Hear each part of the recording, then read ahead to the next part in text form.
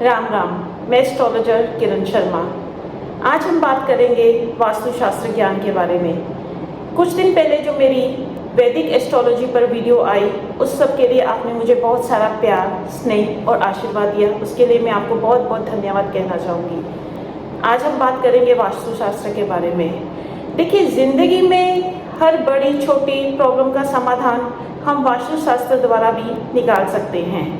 हमारा भवन निर्माण करते वक्त या मकान के अंदर जो भी सामान है, अगर हमारा वास्तु के हिसाब से हो तो हमें कम परेशानियां झेलनी पड़ती हैं या ना के बराबर परेशानियां भी झेलनी पड़ती हैं। अगर हमने अपना घर और घर में रखा हुआ सामान सब कुछ वास्तु के अकॉर्डिंग किया हुआ है तो जिंदगी में कई बार छोटे छोटे गलत फैसले हमें बहुत परेशान करते हैं। अगर हमारे घर का वास्तु ठीक नहीं है तो इससे हमें छोटी छोटी टेंशन्स, छोटी छोटी परेशानियां आए दिन घेरे रखती हैं। जैसे विवाह में देरी हो जाना, बच्चों के विवाह में देरी हो जाना, बच्चों का स्टडी वीज़ा नहीं लगना, बच्चों के बाहर जाने में, फॉरेन ट्रिप करने में कोई अड़चन आ जाना, अनिद्रा रहना, घर के लोगों को नींद की समस्या होना, घर में आपस में मनमुटाव होना, हमेशा कलह कलेश का वातावरण बने रहना। सब कुछ होते हुए भी कुछ मिसिंग सा लगता है। क्यों? क्योंकि हम शांत नहीं है, मन से शांत नहीं है। जब तक हमारा मन शांत नहीं होगा, हम दिल से खुश ही नहीं हो पाएंगे। उसके पीछे कहीं ना कहीं वास्तु का कारण है। हमारा घर वास्तु के हिसाब से नहीं बना हुआ, इसलिए हमें ये वो परेशानियां झेलनी पड़ती हैं। एक्चुअली वास्तु का निर्माण हुआ कैसे? वास्तु को हम एक देवता के रूप में पूजते हैं। जब आपको पता ही है, हमारे अनादि अनंत भगवान शंकर वो देवताओं के लिए भी सहायक हैं, वो राक्षसों के लिए भी उतने ही सहायक हैं। जब राक्षसों को उनकी स्नेह की, उनके आशीर्वाद की ज़रूरत पड़ती है तो वो अपना स्नेह भी उन पर बराबर निछावर करते हैं जैसे कि देवताओं पर करते हैं। पर अगर कोई गलत है, अगर युद्ध के लिए कोई लड़का रहा है तो भगवान शंकर पीछे भी नहीं हटते। ऐसे एक बार उनका युद्ध अंधकासुर के साथ हुआ। अंधकासुर के साथ जब उनका युद्ध हुआ, उसको परास्त करते वक्त जब उनके माथे पर पसीने की बूंदें आई, वो बूंदें छलक कर जमीन पर पड़ी तो उसमें से भगवान वास्तु की उत्पत्ति हुई। वास्तु को भी भगवान का ही दर्जा मिला गया है, क्योंकि भूमि पूजन करते वक्त सबसे पहले हम वास्तु पूजा ही करते हैं। तो जब इतनी भगवान शंकर में उस वक्त एनर्जी थी, इतनी पावर थी, आप सोच सकते हैं किसी के साथ युद्ध करना, किसी के साथ लड़ाई करना, उस वक्त हमारे अंदर कितनी वो होती है, एनर्जी होती है। तो उसी एनर्जी के साथ जब भगवान शंकर के माथे से पसीने की बूंद गिरी, उसी एनर्जी के साथ वास्तु भगवान का जन्म हुआ। जब वास्तु भगवान का जन्म हुआ तो वो भूख से व्याकुल हो गए। तब ब्रह्मा जी प्रकट हुए तो उन्होंने उन्हें वरदान दिया कि जो भी अपने भवन निर्माण के समय उनको पूजेगा, उनको भेंट चढ़ाएगा, उसको कभी वास्तु दोष नहीं लगेगा, उसके घर में हमेशा सुख समृद्धि का राज रहेगा। पर वास्तुदेव की इससे भी शांति नहीं हुई, इससे मन उनका शांत नहीं हुआ। तो भगवान शंकर ने उनको एक और वरदान दिया कि वास्तु देव के अंदर 45 देवताओं का वास होगा और 8 दिशाओं का वास होगा। ऐसे तो हमारी आजकल स्टडी बहुत वास्ट हो गई है। पहले हम 8 दिशाओं को लेकर स्टडी करते थे, 8 से 16, 16 से 32, 32 से 54। ऐसे तो हमारी स्टडी दिन ब दिन बढ़ती ही जा रही है। लेकिन आज हम बात करेंगे 8 दिशाओं के बारे में। हम अपने घर की 8 दिशाओं को, घर की या जहाँ हम काम करते हैं वहाँ हम 8 दिशाओं को लेके चलते हैं। East, west, north, south, south east, south west, north east, north south. ठीक है, तो ये 4 हमारी 8 दिशाएं में हम वास्तु में इसके बारे में बात करते हैं।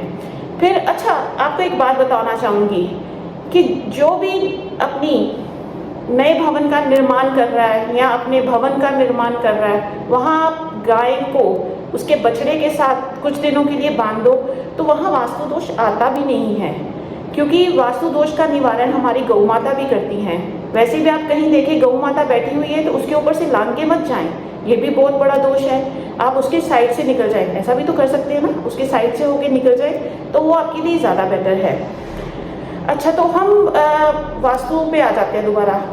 कई बार होता है कुंडली और वास्तु हमें पैरेलल करना पड़ता है, हमें अपनी कुंडली के हिसाब से वास्तु करवाना पड़ता है घर में। जैसे कई बार कुछ लोग कहते हैं कि साउथ दिशा में तुम्हारा घर है या साउथ फेसिंग तुम्हारा घर है, बड़ी प्रॉब्लम की बात है। नहीं, ऐसा नहीं है, वास्तु के अकॉर्डिंग ऐसा नहीं है, कुंडली के अकॉर्डिंग भी ऐसा कुछ नहीं है। आप किसी अच्छे एस्ट्रोलॉजर को, अच्छे वास्तु ज्ञाता को ये दिखाएंगे तो ऐसी बात नहीं है। अगर आपकी कुंडली में मंगल अच्छा है तो आपको साउथ फेसिंग घर सूट करेगा। देखिए, वैसे भी हम इंडिया में रहते हैं ना, इंडिया का साउथ पोर्शन, कितना पैसा है उस साइड साउथ में।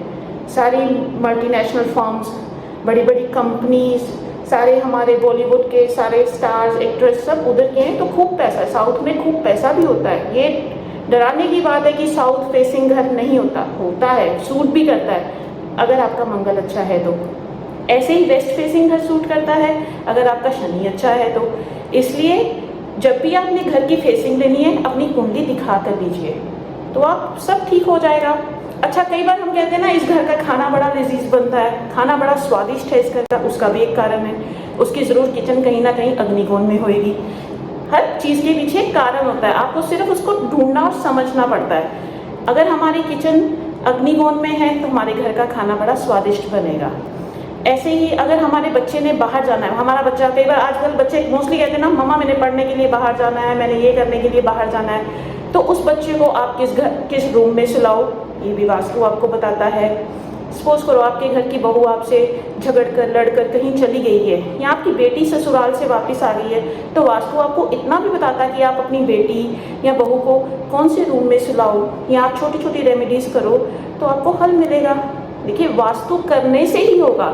छोटी छोटी रेमेडीज़ है। वास्तु देखो दो तरह के, एक तो आप जब नया घर बनाने लगे उस हिसाब से वास्तु होता है, एक आप जब ऑलरेडी घर में रह रहे हैं तो उसका भी बिना तोड़ फोड़ के छोटी छोटी रेमेडीज़ के साथ वास्तु होता है। इसमें कोई बड़ी बात नहीं है।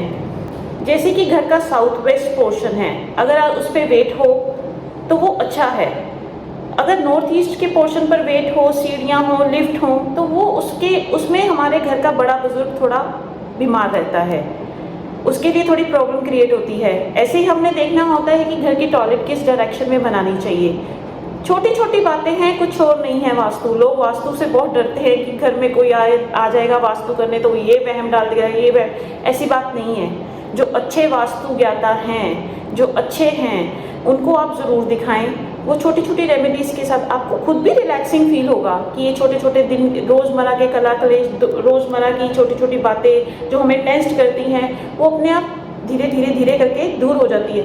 ऐसा नहीं है कि आपने 4 दिन एक कोई भी चीज़ एक जगह पे रखी तो वो 2 दिनों में सब कुछ ठीक हो जाएगा, नहीं। इसको टाइम लगता है, उस एनर्जी को अपने आप में लाने में एक टाइम लगता है।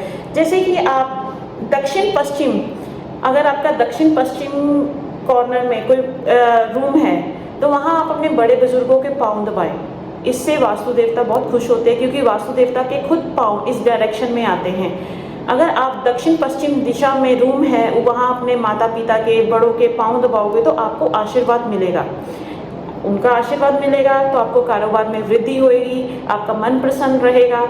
है तो ये छोटी सी बात, लेकिन बड़ी पते की बात है, ठीक है। ऐसी आपको छोटी छोटी रेमेडीज़ करनी चाहिए। और मेरा अनुभव तो कहता है कि घर का वास्तु आपको ज़रूर करवाना चाहिए। घर का वास्तु करवाने से आप खुश रहना शुरू हो जाएंगे, आपके घर में पॉजिटिव वाइब्स आएंगी, आपको अच्छा लगेगा कि आपको पता चलेगा कि हमारे घर में ये दोष है, हमने इसका निवारण कर लिया है, तो इसका आपको ज़रूर कहीं ना कहीं हल मिल जाएगा और आपको ज़रूर अच्छा लगेगा। ऐसे ही आप वास्तु के बारे में डेली टिप्स या कुछ रेमेडीज़ जानने के लिए आप मेरी वेबसाइट www.आपकेतारे.in पर जाकर विज़िट कर सकते हैं, या मेरा इंस्टाग्राम और फेसबुक पेज पर जाके विज़िट कर सकते हैं, उसको फॉलो कर सकते हैं, उसको लाइक कर सकते हैं। तो आपको डेली रेमेडीज़ वास्तु के रिगार्डिंग आपको मिलती रहेंगी, कुछ ना कुछ तो आपको सीखने को मिलता ही रहेगा ना। So thank you so much.